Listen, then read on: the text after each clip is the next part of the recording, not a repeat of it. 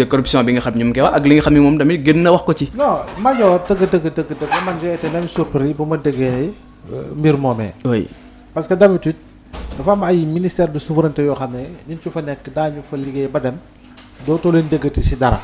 xanaa ñu tabb leen feneen.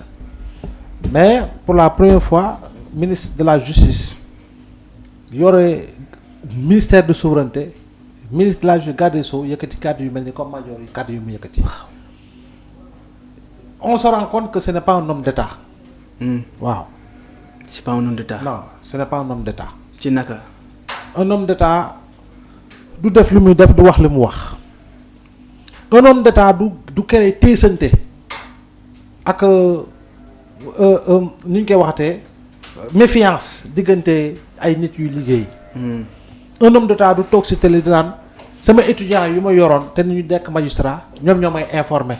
jamono ji oui ce n'est pas un homme d'État tey jii nii képp ku ñu xam magistrat bu xamante kii élève major la woon étudiant major la woon xëy na ku nekk mi nga xool sa morom naan ko xanaa ñu yaa koy joxe information. du un homme d'État du toog di naan xam naa li ñeneen ñi ay desetu ñu xam ci information ay information yëpp maa ci toog. buñ ma tax a wax. waaw un homme d'État du toog di naan diw mii moo nekk au cœur de cette affaire bay tudd Ousmane Diagne. le ministre de la justice. un ministre de la justice. oui Ousmane Diagne qui a été magistrat boo xam ne probité morale am ba jamono ji kujje ànd ndoog bañ a ànd ak far ak bañ a far ñëpp d'accord ni kii dafa mës a fonk liggéeyam jox ko cër bi mu ko war a jox. un homme d'État du toog ministre de la justice de surcroît ngay toog ñu ne la dañ maa jox 50 millions.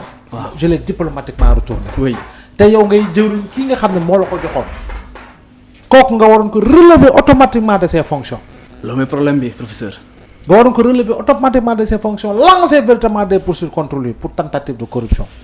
tey jii ni lu si am mooy que ni ñoom ñooñu mu wax ni dafa delloo 50 millions ñooñu nee nañ ko waaw 250 millions nga laajoon. ñu avance la 50 millions affaire yi yéex nga gedd.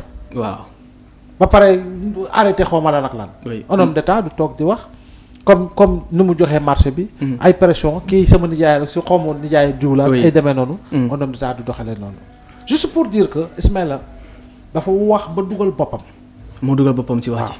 dafa wax ba dugal boppam. parce que kenn xamul woon aussi lu ñu ko doon toppee. dama ne moom moo tiit wala ñu ne ko demal wax gaaw menacel ay yow dara xewgul ay Tall Sall dina ñëw témoigner. waaw ay Tall Sall si lan lay ñëw témoigner. yow oui da nga xamagul lan mooy chef d'inculpation yi xamagoo dara. waaw donc pour wane ni rek nit ku tiit a wax dafa wax ba dugal boppam. da ngay par moment tu te dis est-ce que non kii il était serein quand il parlait. c'est désolant c'est dommage parce que itamit il aurait pu garder son sang-froid dëgg na dossier am na mu toog ba keroog ñu koy woo mu dem di wuy ji. mu toog xaar. waaye tey jii bu toogee bay ngañ sax haute cour de justice dinaan dafa yàgg ak dafa nagam te yow 12 ans au pouvoir nga nekk ministre conseil chargé des questions juridiques du président de la République. nekk ministre de la justice tu n'as jamais proposé de réforme allant dans ce sens-là. Oui. Il n'a jamais proposé de réforme allant dans ce sens-là. Toi, tu as été un partisan de la CREI. te CREI moo gën a obsolète fop. waaw parce que CREI loi de 81 moo créé jamonoy Abdou Diouf. li nga dénoncé yépp yow 12 ans yi nga nekk si nguur gi yépp yow da nga doon défendre loolu di gën a enfoncer ci yu mu concerné donc je pense que Ellipse Gate moom ce dossier là Ellipse Gate. oui defe naa ni ce dossier n'a pas encore révélé tous ses secrets. donc mënuñoo xaar yeneen rebondissement ci biir dossier bi. dëggoo ma ce dossier n'a pas encore révélé tous ses secrets allons-y ba ci kanam. fu mu toll nii jiñante lañ toll. donc moom quand il menace de divulguer certaines informations que ne moom am na lu mu xam si toutefois ñu yóbbu ko haute cour de justice dina def ay révélations. waaw mais loolu la ñëpp di xaar def ay révélations. loolu la ñuy xaar si. ces révélations dont il parle là nooy na ko wax. oui na def sax mémorandum bind ko publier ko ñëpp gis ko. ñu jot si laata sax muy dem haute cour de justice moo gën a yomb. voilà. bu bëggee aussi accuser le ministre Ousmane Diagne professeur aussi. loolu yëfu tey la yow da ngaa tiit rek ne nit ki moo nekk si ginnaaw lii yëpp. waaw yow rapport am. yow rapport moo am. ak loo xam ne yoole la. waaw donc je pense que foofu noonu nañ dem ba si biir léegi nag su boobaa Ousmane Diagne na ñëw rek toog na ko Ismaïla mu ne ko naam mu ne ko lii yëpp dal la man la. léegi loo si mën ñu xool. waaw dëggantaan loolu encore dafa reposé wul si dara. oui un dossier reste un dossier kenn newul yaa def dañ ne am na ay soupçons yoo xam ne moo posé contre yow. oui soupçons yooyu nag am na loo xam ne daal wan nañu ni il faut ñu déglu la. faw nga ñëw fi ñu déglu la te yow ministre nga haute cour de justice nga war a ñëw demal. léegi nag ñoom ñu ne ñoom ok dañuy instruire à charge. waaw am nañ si sañ-sañ. ñu instruire à charge. léegi nag yow bu ñu yeggee si cappaandaw ga yow lu ñu la jiiñ yëpp chargé la ba mu dis gann yow boo yoree élément de preuve gars yi na la hey yow on te décharge. ndekete yow dossier bi amul dara. nga dem sa yoon. nga dem sa yoon. oui. c'est la chose la plus simple. oui c'est simple c'est pas waaye toog fii di ba dugal sa bopp. waaw wax na lu bëri police moom bu la arrêté sax dana naan bu la neexee nga noppi. waaw ndax lépp loo wax daañu ko garder contre yow. oui. Gardez le silence. Tout ce que vous direz pourra être retenu contre vous. oui. professeur tey jii ndax amoo surprise. ab mbetteel ñuy dégg un ancien ministre de la justice comme Ismaïla Madior Fall ñu koy tudd sur une affaire de moom corruption. laa wax noonu betteel la. bett na la de. bett trop sax. parce que nit ki foo ko naan toll na si beneen niveau. pour man day pare li muy pare dellu université buñ ko fa accès mu jàngale voilà il continue sa vie de professeur. Malheureusement moom moo ko waxal boppam j'ai diplomatiquement retourné 50 millions. oui. loolu dafa garaaw wax jooju dafa garaaw j'ai diplomatiquement retourné. waxul j'ai diplomatiquement refusé. oui. kon mooy jotoon na ci. français daa sew. daa sew de moom. j'ai diplomatiquement retourné bokkul ak j'ai diplomatiquement refusé. donc jotoon na ba retourné. waaw. am na foofu sew la moo tax mu jot. j'ai diplomatiquement ak kañ la retourné aussi kañ la ko retourné. ñaata heure la. oui ñaata minute la ñaata fan la. la fa toog. alors professeur mu ngi wax léegi que ne affaire bett na ko lool parce que quand on parle de Ismaïla Madior Fall day naan c'est un professeur émérité ki nga xam ne aussi taxawaayam ci biir université ci ay xam-xamam ba ñu déglu sax ay anciens élèves am anciens étudiants bu ñu def ay témoignages Ismaïla Madior Fall di wax que ne ñoom dañoo yàkkamti sax ces cours ñëw pour ñu mën a apprécier savourer ces cours et tout mais bu ñëwee dañuy wax ay affaire de corruption est-ce que tamit ça n'a rien à voir. oui est-ce que du yàq carrière am non dans l'avenir. le professeur et l'homme politique bokkul. oui le professeur dont tu parles moo toog ko Rufisque def meeting ne nañu jaay 1 million de cartes APR bu ñu ko jaayee mooy validation 3e candidature. waaw kon jeexal na wax oui. jeex na. donc on peut comprendre ci li nga xam ne aussi moom mooy la différence entre le professeur ak ki nga xam ne aussi moom mooy Ismaïla Madior Fall affaire bracelet électronique yi aussi professeur on peut parler de surfacturation parce que tamit bracelet 6 milliards. waaw 6 1000 bracelets moom tamit loolu c'est problématique. tam faw ñu gëstu ko fàttewoon naa ko sax faw ñu ko seetlu ko.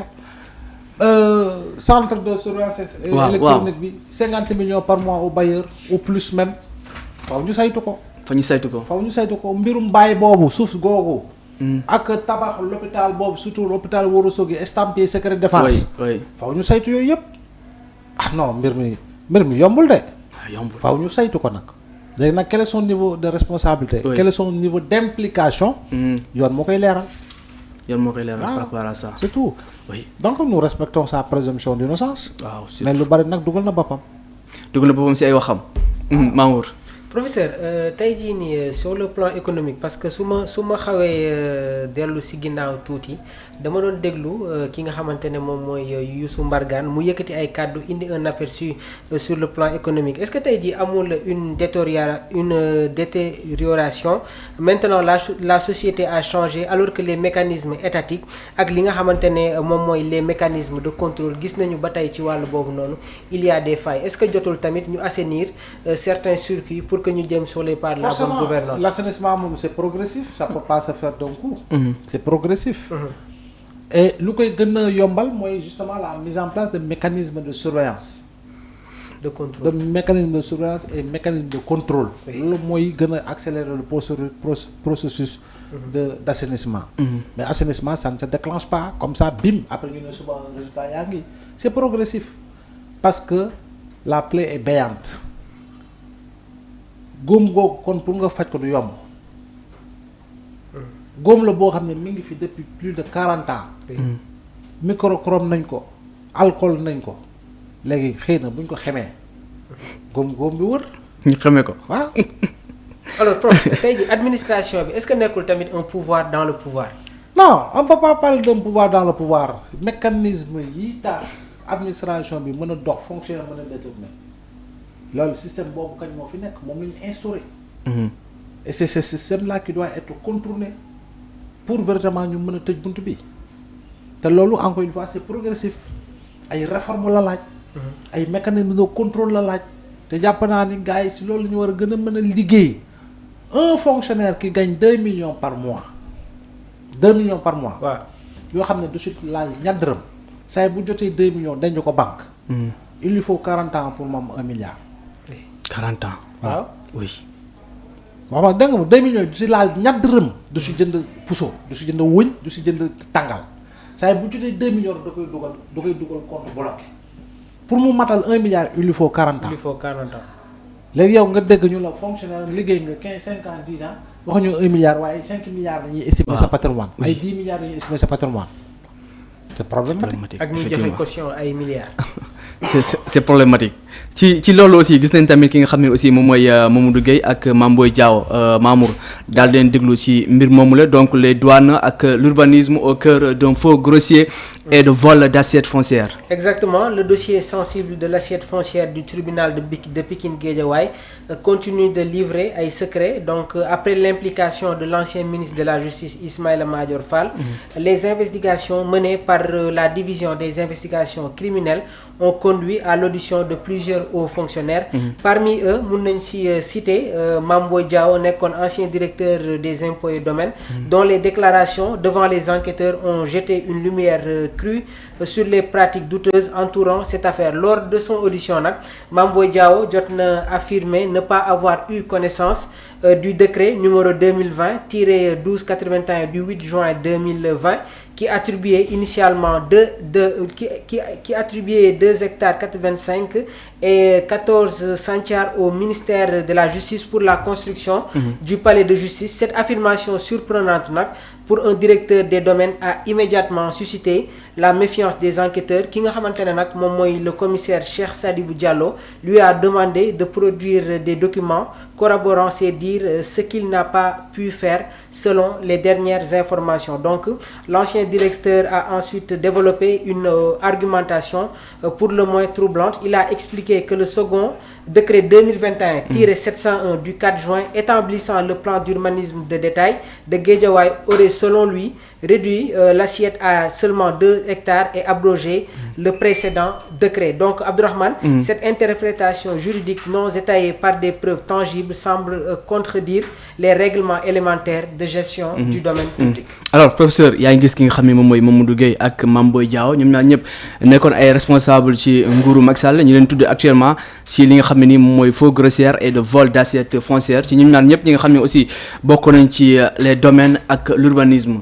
Professeur toujours moo jëm si l'enquête yu ñuy topp rek. waaw si mbiru bii nii si mbiru Ismaïla Madior la. effectivement donc de ce point de vue là directeur des domaines yi dem nañu wuyu nañu audition la. oui dañ leen laaj mais xam nga tamit boo amul document yi nga njort ni tamit lu ñu estampillé secret défense.